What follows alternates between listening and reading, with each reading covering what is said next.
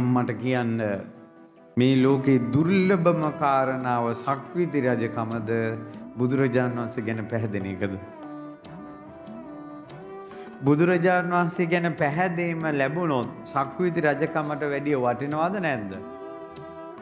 සක්විති රජකමටත් වැඩිය බුදුරජාණන් වහන්සේ ගැන පැහැදීම වටිනවා නම් එහෙනම් ඔයා අඬ ඉන්නේ අපේ මහත්තයා මට ආදරේ නැහැ. වෙන ගෑනුන්ට මැසේජ් ගහනවා.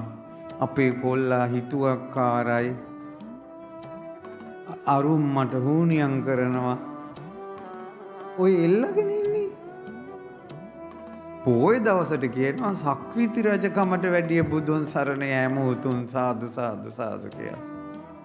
ඔයාගේ රුපියල් 1000ක් තිබ්බ පර්ස් එක නැති වෙලා කෝටි ගානක වටින මැණිකක් හම්බුනොත් නැති වෙන පර්ස් එකක් නැති වෙද්දි මට මැණිකක් හම්බුණා කියලා හිතනවද නැද්ද?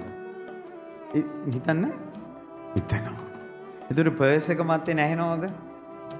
සක්විති රජකමටත් වැඩිය වටින බුදුරජාණන් වහන්සේ ගැන පැහැදීම Taman තියෙනවා නම් ඔය ඕනම ප්‍රශ්නයක් වෙද්දෙන් පින්නතුනේ. ඔය ගෙවල් වල ඕන එකක් වෙද්දෙන්. ඔය මිනිස්සුන්ගේ ආදරේ තිබ්බත් එකයි නැතත් එකයි. අනුන් ඕනියම් කළත් එකයි.